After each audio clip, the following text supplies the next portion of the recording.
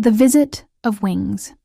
Each morning, as the sun slipped over the horizon and the fog began to lift from the hedges, a single black bird landed on the old fence at 23 Willow Lane. It was always the same: the scrape of claws against wood, a deep, rough croak, and then stillness. Inside the weathered house, an old woman named Mabel would smile as if she'd been waiting all night for that sound. She'd shuffle to the back door in her wool slippers, the air thick with the scent of tea and rain, and step outside with a handful of crumbs. "There you are again," she'd say softly.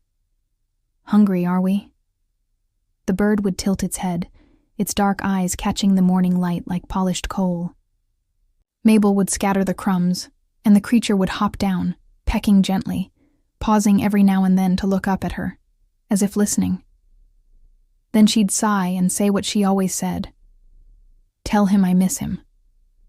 The bird never answered, at least not in words. But sometimes when it took off into the pale blue sky, it would circle once above the house before flying toward the old oak trees that lined the riverbank, the same place where Mabel Aya's husband Arthur had been laid to rest. The quiet days. The seasons turned. Spring came with lilacs and sunlight, and the birds still came.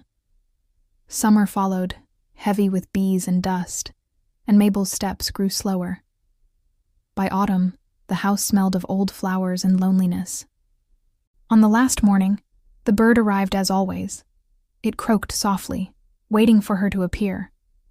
But the door didn't open. The crumbs never came.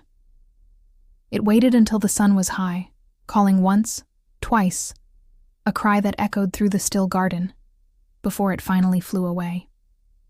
Months later, the house was sold that winter. A young woman named Jane moved in with her husband and their little daughter, Ella. They loved the crooked charm of the cottage, the creaking floors, the ivy that climbed the walls, the garden that seemed to remember someone. On their first morning, Jane was unpacking boxes when she heard Ella at the window. "Mummy," the girl said, "there's a bird." Jane looked out.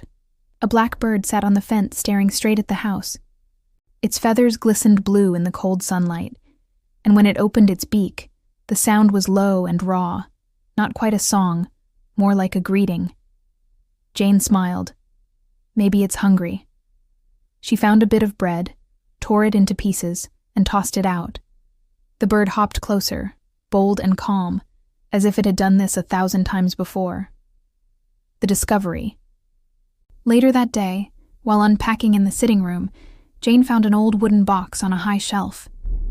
Inside were yellowed photographs, their edges curled and soft. She sat on the floor, dust drifting through the sunlight as she looked through them.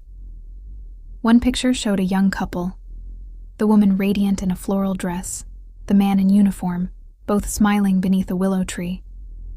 On the back, in looping handwriting, were the words, "Mabel and Arthur, 1954.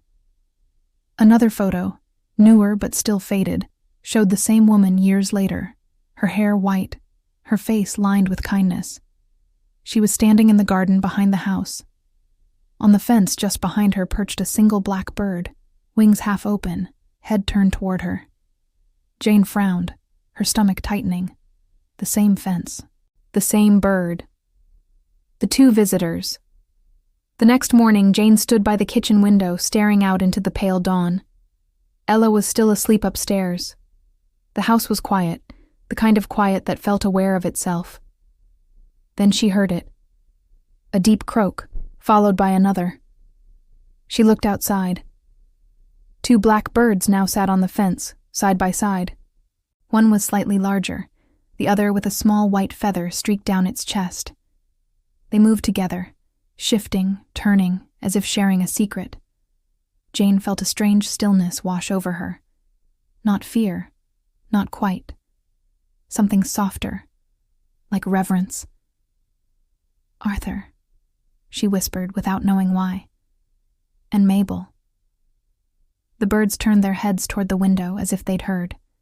Then, in perfect unison, they spread their wings and rose into the morning air, one slightly ahead of the other, their dark shapes crossing the rising sun.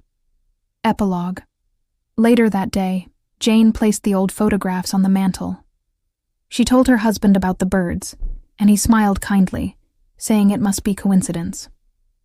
But every morning after that, the pair returned, two dark silhouettes against the light. Sometimes Ella would wave from the window and say, "Good morning, birds." And sometimes Jane would find herself smiling and whispering, "Good morning, Mabel." The neighbors often said the cottage had a warmth to it, a kind of peace you could feel the moment you stepped through the door. They never saw the birds themselves, but if you happened to be there just after dawn when the mist was lifting and the world was quiet, you might hear it. Two low croaks from the fence, answered by the whisper of wings fading into the golden sky.